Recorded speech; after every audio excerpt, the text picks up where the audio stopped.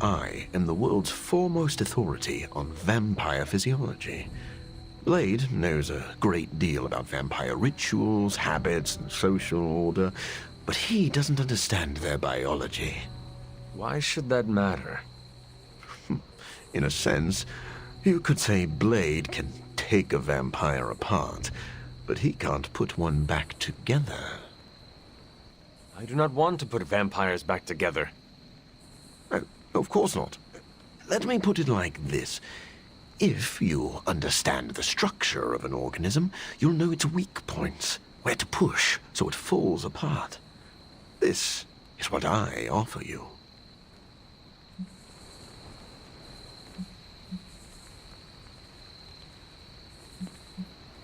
Then let me officially welcome you to the Midnight Suns. You will not regret this. Now, can you show me where we keep the prisoners? I would like to feast. What? Only kidding. I think you'll be happy to know that I've actually already started researching vampire biology. That sounds like good news. Unfortunately, I also have bad news.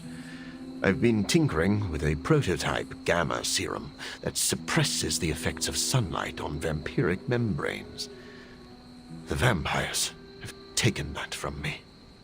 Then we must take it back. That is why I'm here. And I would love to get back to that research. Unless you have further need of me. I want to know a little more about you first.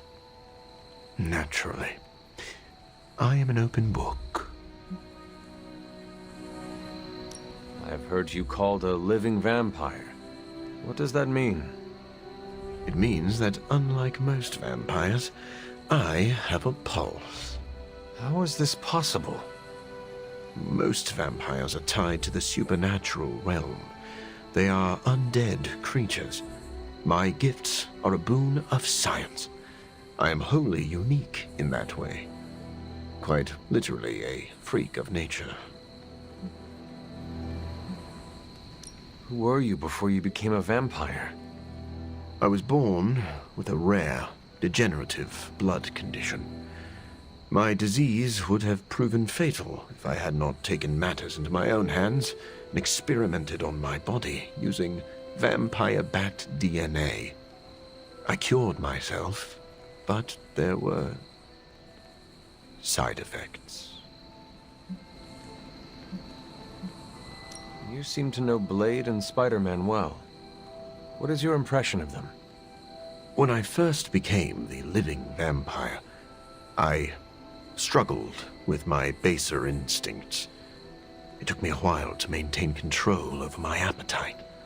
Spider-Man and Blade were the first two heroes I encountered, and they protected many innocent people from my wrath. You mean they fought you? Yes.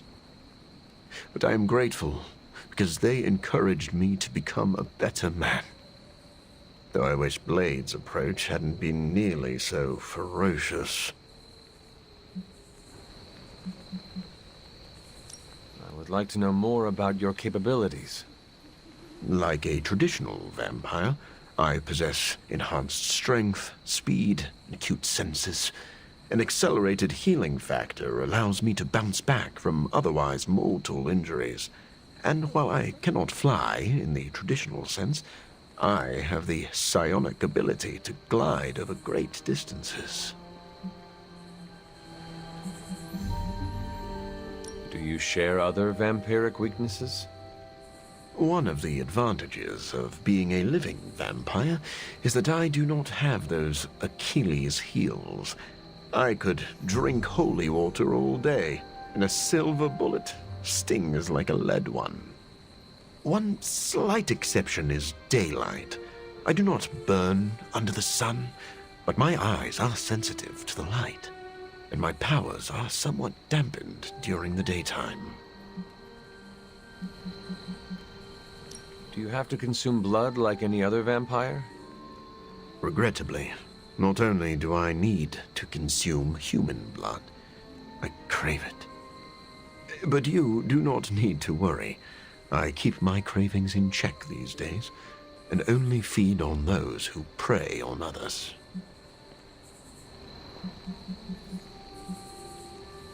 Never mind. I will let you settle in. Happy to talk anytime. Did you tire of listening to Dr. Strange's stories? The ones where multi-tentacled old ones feasted on cavemen? Nah, actually that sounds up my alley. I just needed some fresh air. Plus, Robbie likes to crank the volume on his video games, and I don't like loud noises. Right. Your, costume is sensitive to powerful sonics. You know, it's funny. My other has protected me from so many things over the years. Sometimes pushes away more than just bullets. Maybe you scare a few people, but at least you are protecting them. Dead people cannot say thank you. Honestly, most of the time, the people I save are too scared to say anything. Fear can be incredibly disabling. That's one way to put it. I should probably carry a backpack full of fresh underwear for all the bladders I disable. So your other's appearance is functional, but is it necessary? Maybe not. I'm not the only person who bonded with my symbiote. The suit often changes appearance with each new host. Have you ever considered adopting a new look? I could probably change my appearance, but the truth is, I like being intimidating. It makes me feel powerful. I am learning that the man behind the mask is less intimidating. It sounds a bit like an after-school special, but thanks, Hunter. Just don't tell Parker. Or, actually, don't tell anyone. You and your symbiote have an interesting relationship. It's simultaneously the strangest relationship I've ever had, as well as the most comforting. Thanks for talking about it, Hunter. I don't think everyone inside would take the time to understand how I tick. Now that the Hydra vampires have my prototype sample, I've no doubt they'll attempt to create their own sunlight serum. Mass produce it, more like. Where would Hydra vampires go to mass-produce sunlight serum? Somewhere familiar to them. How about a Hydra facility that makes the gamma goop they put in their blood? Yes, I'm going to go with exactly like that. How about one sending a distress signal about a vampire invasion? Might be a good place to start. Mass production of my prototype sample is a nightmare come to life. You ever regret creating your sample? Of course, but humankind didn't split the atom just to create bombs. In the right hands, science is a force for prosperity. What about the wrong hands? When I am done with them, they will not have hands. Has Hydra turned upon itself? No, this is biology.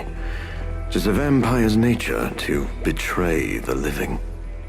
Excuse me? Oh, but not mine. I differ on a biological level. Relax. It was a joke.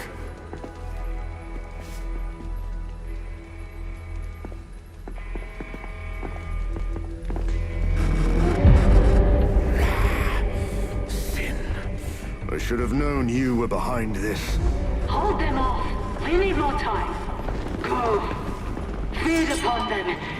Let their veins bleed rivers.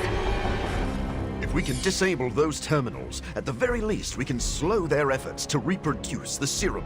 But we need to protect the server to access the data ourselves. Correct. And I thought technology was supposed to make our lives easier. I'm sure you've all realized what will happen if these vampiric Hydra forces lose their vulnerability to the sun. A lot of innocent civilians are going to pay the price, and we can't allow that. Your sincere concern for the guiltless is inspiring. And your lack of empathy for them is disturbing. At least my mother knows how to keep her minions in check. As much as she'd like to pretend, Sin doesn't hold the same sway as her grandfather, much less Lilith. Does it matter? She has enough resources at her